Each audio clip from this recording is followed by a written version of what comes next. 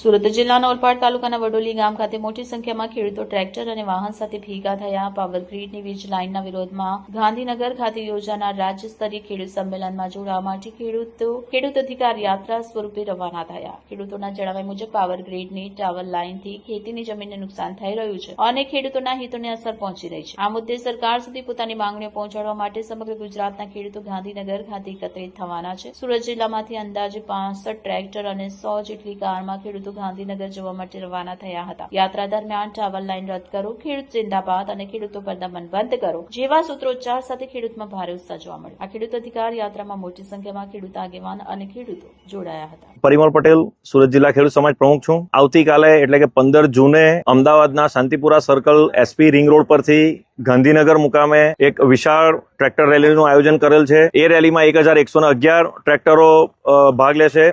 અમારો મુદ્દો છે કે આખા ગુજરાતમાં વીજ ટ્રાન્સમિશન લાઇન જે પ્રકારે આકાર લઈ રહી છે અને ખેડૂતોને વળતરના નામે બજાર કિંમતની જગ્યાએ ફક્ત જે જંત્રી આપીને ખેડૂતોને શોષણ કરવાની વાત છે, એનો વિરોધ દર્શાવવા માટે અમારા રેલીનું આયોજન કર્યું છે.